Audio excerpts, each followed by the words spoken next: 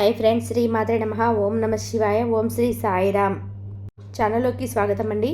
ఫిబ్రవరి 9 ధనుసు రాశి వారికి అదృష్ట సమయం వచ్చేసింది. ఎంతో కాలం నుండి 8 శుభవార్తలను అయితే వినబోతున్నారు. ఫిబ్రవరి 9 తర్వాత మీకు ఈ శుభవార్తలు జీవితంలో ఆనందాన్ని తీసుకొస్తాయి. మరి 9 తారీఖు తర్వాత ఆ శుభవార్తలు ఏమిటి? ఈ శుభవార్తలు వినడానికి ఎటువంటి ప్రవర్తన కలిగి ఉండాలి? ఎవరితో మీరు జాగ్రత్తగా ఉండాలి? అలాగే ఏ దేవత ఆరాధన చేయాలనే అంశాలతో పాటుగా ఈ రాశి వారి గురించి ఆసక్తికరమైన విషయాలు ఈ వీడియోలో తెలుసుకుందాం. మీరు కనుక ఇప్పటి వరకు మన ఛానల్ని సబ్స్క్రైబ్ చేసుకోకపోతే సబ్స్క్రైబ్ చేసుకొని పక్కనే ఉన్న బెల్ ఐకాన్ నొక్కి ఆల్ సెలెక్ట్ చేసుకుంటే మేము ఇలాంటి వీడియోస్ అప్లోడ్ చేయగానే ముందుగా మీకు నోటిఫికేషన్ వస్తుంది. అలాగే వీడియోని ఎక్కడ కూడా స్కిప్ చేయకుండా చివరి వరకు చూస్తేనే మేమేం చెబుతున్నామో మీకు పూర్తిగా అర్థమవుతుంది.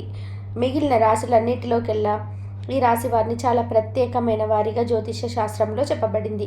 మరి ఈ రాశి వారు ఎందుకంత ప్రత్యేకము అంటే వీరికి ఉన్నటువంటి సహాయం చేసే గుణం, కార్యదీక్షత, కార్యదక్షత, సంయమన పాలన వంటివి అనేక అంశాలను కలిగి ఉండడం వలన ఈ రాశి వారు అందరికంటే ప్రత్యేకమైన వారుగా చెప్పవచ్చు.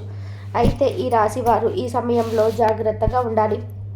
ఈ సమయంలో మీరు చేయవలసిన పని ఏమిటంటే ముఖ్యంగా ఎటువంటి పరిస్థితిలోనైనా సరే మౌనంగా ఉండడానికి ప్రయత్నం చేయండి.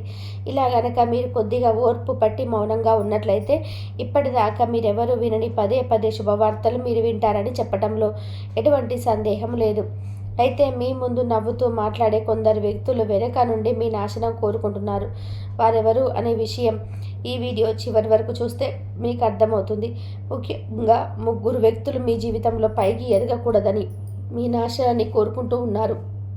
ఆ 3 వ్యక్తులు, 2 స్త్రీలు, 1 పురుషుడు మీ శత్రువులతో చేరి అనుకూలంగా ప్రవర్తిస్తూ మీ నాశనాన్ని కోరుకుంటున్నారు. మీరు ఏం చేయబోతున్నారు అనే విషయాలను ఇతరులకు అస్సలు చెప్పకండి. మౌనం వహించండి. ఎందుకంటే మీరు జీవితంలో ఎదగడం ఇష్టం లేని వారు ఖచ్చితంగా మీ మాటలు వింటే మీ నాశనాన్ని కోరుకుంటారు. అంతేకాదు ఈ సమయంలో మీరు ఈ కొన్ని జాగ్రత్తలు పాటించినట్లయితే ఖచ్చితంగా మీరు శుభవార్తలు వింటారు. కుటుంబంతో సంతోషంగా ఉంటారు. ఏ ఒక్క దేవుని ప్రార్థిస్తే 2 దేవుల అనుగ్రహం కలుగుతుందో మీకు తెలుసా? అదేనండి, రాముని ప్రార్థిస్తే హనుమంతుల వారి అనుగ్రహం కూడా మీకు కలుగుతుంది. ఇక వీరిద్దరి అనుగ్రహం ఉంటే ఈ రాశి వారి జీవితం 3 పువ్వులు 6 కాయలుగా మారిపోతుంది. మరి ఆంజనేయ స్వామి వారికి ఇష్టమైన మంగళవారం రోజున మాంసాహారం తినకుండా రాముల వారిని అలాగే హనుమంతుల వారిని ప్రార్థించినట్లయితే మీ మనసులో ఉన్న కోరికలు తప్పకుండా త్వరగా నెరవేరుతాయి. అంతేకాదు ఇలా చేయడం వల్ల రాముల వారు అలాగే హనుమంతుల వారి అనుగ్రహం కూడా మీపై పరిపూర్ణంగా ఉంటుందని చెప్పడంలో ఎలాంటి సందేహం లేదు.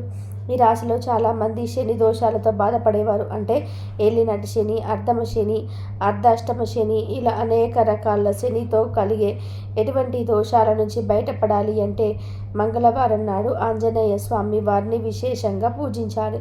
మరి ఇటువంటి పూజ చేసేటప్పుడు మాంసాహారం తినకుండా చేస్తే విశేషమైన ఫలితాన్ని పొందుతారని పండితులు చెప్తున్నారు. ముఖ్యంగా ఉదయాన్నే భోజనం చేయడానికి ముందే పూజ ముగించుకుంటే మంచిదని తెలియజేస్తున్నారు. అయితే ఈ వీడియోను మీరు చివరి వరకు చూస్తేనే మీరు చేయకూడని తప్పులతో పాటుగా ఏ వ్యక్తులతో మీరు దూరంగా ఉండాలి అనే అంశాలు వివరంగా తెలుస్తాయి. అలాగే వీడియో నచ్చితే లైక్ చేసి మన ఛానల్ని సబ్స్క్రైబ్ చేసుకోవడం మర్చిపోకండి. ఇక 2వ తప్పు మీరు చేయకూడదు ఏమిటంటే మీరు కోపాన్ని అదుపులో ఉంచుకోవాలి. అలాగే కోపంలో ఉన్నప్పుడు ఎదుటి వారిని ఎంత మాట పడితే అంత అనకూడదు. అలాగే ఎదుటి వారిని దూషించకూడదు. ముఖ్యంగా మీ దగ్గర లేని వ్యక్తి గురించి మీ ఎదుటి వారిని నెగిటివ్గా చెప్పకూడదు. అలాగే వాడకూడని పదాలు వాడుతూ ఎదుటి వారిని దూషించడం కూడా మానుకోవాలి. ఎప్పుడైతే మీరు వాడకూడని పదాలు వాడతారో అది ఇంట్లో కానీ మీ పనిచేసే సంస్థలో కానీ ఇరుగు పొరుగు వారితో కానీ ఎక్కడైనా సరే ఇటువంటి పదాలు వాడినప్పుడు లక్ష్మీదేవికి ఆగ్రహం కలుగుతుంది. మిమ్మల్ని వదిలి వెళ్ళిపోతుంది. అప్పుడు మీ పేదరికం అనుభవించవలసి వస్తుంది. ప్రత్యేకించి ఈ సమయంలో మౌనంగా ఉండాలి. జాగ్రత్తలు తీసుకుంటే కనుక ఈ రాశి వారి ఈ సమయంలో శుభవార్తను ఖచ్చితంగా వింటారు. మీరు అనుకున్న పనుల విజయాన్ని కూడా సాధిస్తారు. మిమ్మల్ని ఎవరైనా రెచ్చగొట్టినా సరే, అనుకోడని మాటలని మిమ్మల్ని ఆవేశపరిచినా కూడా మీరు ఈ సమయంలో మౌనంగా ఉండడం వలన అనేక ప్రయోజనాలు పొందుతారు అనడంలో ఎలాంటి సందేహం లేదు. కొద్దిగా ఓర్పు వహించినట్లయితే కనుక జీవితంలో మీరు శుభవార్తలను వింటారు. అంతేకాదు మీరు జాగ్రత్తగా ఉండవలసిన ఇంకొక అంశం ఏంటంటే అందరినీ నమ్మి మీరు డబ్బుగా అప్పుకి ఇచ్చినట్లయితే కనుక మీకు డబ్బు తిరిగి వచ్చే అవకాశాలు చాలా తక్కువగా ఉంటాయి.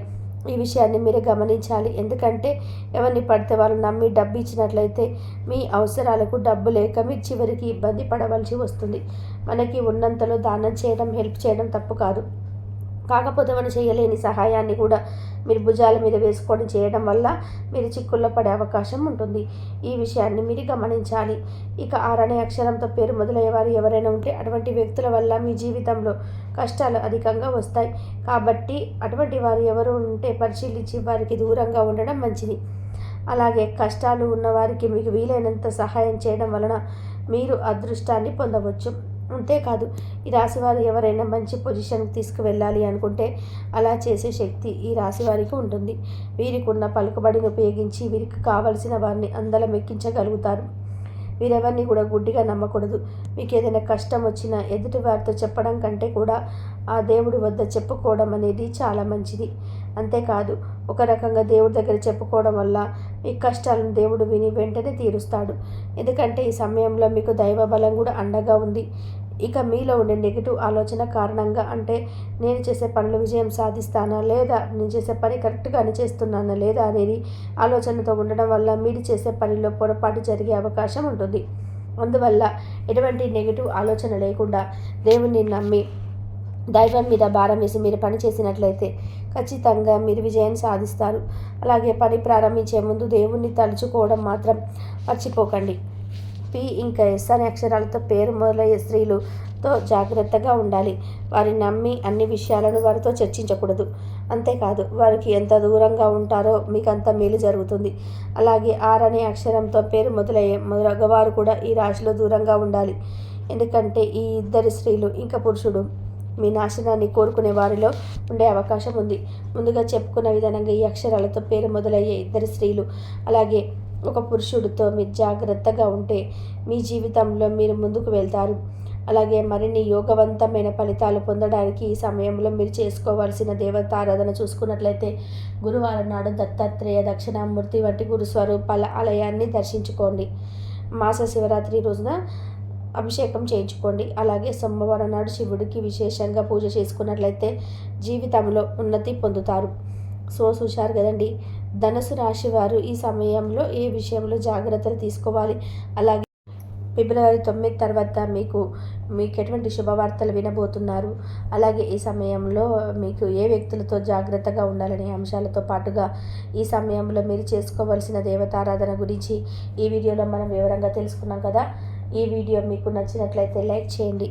మీ ఫ్రెండ్స్ అండ్ ఫ్యామిలీ మెంబర్స్లో ఎవరైనా ధనుసు రాశి వారు ఉన్నట్లయితే వారితో ఈ వీడియోని చేసుకోవడం మర్చిపోకండి. అలాగే ఇప్పటి వరకు మన ఛానల్ని కనుక సబ్స్క్రైబ్ చేసుకోకపోతే సబ్స్క్రైబ్ చేసుకొని పక్కనే ఉన్న బెల్ ఐకాన్ నొక్కి ఆల్ సెలెక్ట్ చేసుకుంటే మేము ఇలాంటి వీడియోస్ అప్లోడ్ చేయగానే ముందుగా మీకు నోటిఫికేషన్ రూపంలో వస్తుంది.